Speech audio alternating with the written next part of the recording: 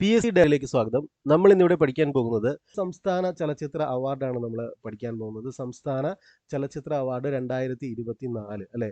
മികച്ച നടൻ ഇത് നമുക്കറിയാം, നമ്മൾ പത്രം വായിച്ച് ടി വിയിൽ കണ്ടതാണ്. അപ്പോൾ നിങ്ങൾ അത് പറഞ്ഞപ്പോഴാണ് നിങ്ങൾ ഒരു കാര്യം, ഈ ന്യൂസൊക്കെ ഇത്തരത്തിലുള്ള ന്യൂസൊക്കെ നിങ്ങൾ ടി വിയിൽ മിക്കവാറും അത് ഫോളോ അപ്പ് ചെയ്ത് കഴിഞ്ഞാൽ നിങ്ങൾക്ക് വളരെ എളുപ്പമായിരിക്കും പഠിക്കാനൊക്കെ. അപ്പോൾ സംസ്ഥാന ചലച്ചിത്ര അവാർഡ് ഇവിടെ ഓർക്കേണ്ടത് 2024 അവാർഡാണ് കൊടുത്തിട്ടുള്ളത്. അപ്പോൾ മികച്ച നടനായിട്ട് തിരഞ്ഞെടുത്തത് നമ്മുടെ മമ്മൂക്കയാണ് അല്ലെ, മമ്മൂട്ടി അല്ലെ, ബ്രഹ്മയുഗം എന്ന സിനിമയിലെ അഭിനയത്തിനാണ് അല്ലെ. ഇതൊക്കെ ഓർത്തിരിക്കാൻ നമുക്ക് പെട്ടെന്ന് പഠിക്കാവുന്നേ ഉള്ളൂ. മികച്ച നടൻ മമ്മൂട്ടി അല്ലെ, ബ്രഹ്മയുഗം. അതുപോലെ മികച്ച നടി ഷംല ഹംസയാണ്, ഫെമിനിച്ചി ഫാത്തിമ എന്ന സിനിമയിലെ അഭിനയത്തിനാണ്. അപ്പോൾ മികച്ച നടൻ ആരാണ്? മമ്മൂട്ടി. മികച്ച നടി ഷംല ഹംസ. അപ്പോൾ മമ്മൂട്ടി ആ ബ്രഹ്മയുഗം എന്നുള്ളത് നമുക്ക് ഓർത്തിരിക്കാം. ഷംല ഹംസ അവർ അഭിനയിച്ച സിനിമ എന്ന് പറയുന്നത് ഫെമിനിച്ചി ഫാത്തിമ. ഇനി മികച്ച സംവിധായകൻ ആരെന്ന് ചോദിച്ചാലും മികച്ച തിരക്കഥാകൃത്ത് ആരെന്ന് ചോദിച്ചാൽ അതിന് ഉത്തരം ഒന്നേ ഉള്ളൂ, ചിദംബരം ആണ് അല്ലെ. നിങ്ങളിൽ പലരും മഞ്ഞുമൽ ബോയ്സ് കണ്ടിട്ടുള്ളവരാണല്ലേ. മഞ്ഞുമൽ ബോയ്സ് എന്നുള്ള സിനിമ, ആ സിനിമയുടെ സംവിധായകനും ഇദ്ദേഹം തന്നെയാണ്, അതിന്റെ തിരക്കഥാകൃത്തും ഇദ്ദേഹം തന്നെയാണ് അല്ലെ. അപ്പം മികച്ച സംവിധായകൻ അല്ലെങ്കിൽ മികച്ച തിരക്കഥാകൃത്ത് എന്ന് പറയുന്നത് ചിദംബരമാണ്. ഇനി മികച്ച സിനിമ ഏതെന്ന് ചോദിച്ചാൽ അത് മഞ്ഞുമൽ ബോയ്സ് ആയിരുന്നു അല്ലെ. 2024 വർഷത്തെ അല്ലെ മഞ്ഞുമൽ ബോയ്സ് ആയിരുന്നു മികച്ച സിനിമ. ഇനി കലാമൂല്യവും ജനപ്രീതിയുമുള്ള മികച്ച ചിത്രം എന്ന് ചോദിച്ചാൽ അത് പ്രേമലു ആണ് അല്ലെ. അതിന്റെ സംവിധായകൻ ഗിരീഷ് ഏടിയാണ്, ഗിരീഷ് ഏടി. അപ്പോൾ മികച്ച സിനിമ ഏതെന്ന് ചോദിച്ചാൽ അത് മഞ്ഞുമൽ ബോയ്സ് ആണ്. കലാമൂല്യവും ജനപ്രീതിയുമുള്ള മികച്ച ചിത്രം ചോദിച്ചാൽ പ്രേമലു ആണ്. മികച്ച രണ്ടാമത്തെ ചിത്രം ചോദിച്ചാൽ അത് ഫെമിനിച്ചി ഫാത്തിമയാണ്. മികച്ച രണ്ടാമത്തെ ചിത്രം ഫെമിനിച്ചി ഫാത്തിമ, അതിന്റെ സംവിധായകനാണ് ഫാസിൽ മുഹമ്മദ് എന്ന് പറയുന്നത്.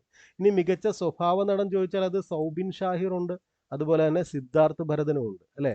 അപ്പോൾ മികച്ച സ്വഭാവ നടൻ ആരൊക്കെയാണ്? സൗബിൻ ഷാഹിറും ഉണ്ട്, സിദ്ധാർത്ഥ് ഭരതനും ഉണ്ട്. സൗബിൻ ഷാഹിറിന് മഞ്ഞുമൽ ബോയ്സിലെ അഭിനയത്തിനും സിദ്ധാർത്ഥ് ഭരതന് ബ്രഹ്മയുഗത്തിലെ അഭിനയത്തിനുമാണ് ഈ ഒരു പുരസ്കാരം ലഭിച്ചത്. ഇനി മികച്ച സ്വഭാവ നടി ആരെന്ന് ചോദിച്ചാൽ അത് ലിജോമോൾ ജോസ് ആണ് അല്ലെ, ലിജോമോൾ ജോസ്.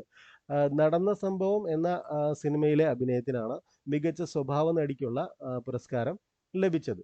ഇനി പ്രത്യേക ജൂറി പരാമർശം നേടിയ ആൾക്കാരുണ്ട്. അതിലൊന്ന് ടൊവിനോ തോമസ് ആണ്, പിന്നൊന്ന് ആസിഫ് അലിയാണ്, പിന്നൊന്ന് ജ്യോതിർമയി ഉണ്ട്, പിന്നെ ദർശന രാജേന്ദ്രൻ. അപ്പൊ ഇവർക്കാണ് ആ പ്രത്യേക ജൂറി പരാമർശം ലഭിച്ചത് അല്ലെ.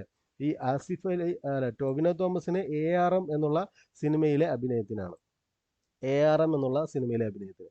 അതേപോലെ ആസിഫ് അലിക്ക് കിഷ്കിന്ദ കാണ്ഡത്തിലെ അഭിനയത്തിനാണ് ആ ഒരു മികച്ച ജൂറി പരാമർശം ലഭിച്ചത്. പിന്നെ ജ്യോതിർമയിക്ക് ബോഗൻവില്ല എന്നുള്ള സിനിമയിലെ അഭിനയത്തിനും ദർശന രാജേന്ദ്രന് പാരഡൈസ് എന്നുള്ള സിനിമയിലെ അഭിനയത്തിനുമാണ് ഈ ജൂറി പരാമർശം ലഭിച്ചത്. അടുത്തൊരെണ്ണം മികച്ച നവാഗത സംവിധായകൻ ആരായിരുന്നു എന്ന് ചോദിച്ചാൽ അത് ഫാസിൽ മുഹമ്മദ് ആണ്, ഫെമിനിച്ചി ഫാത്തിമയാണ്, ഫെമിനിച്ചി ഫാത്തിമ അല്ലെ.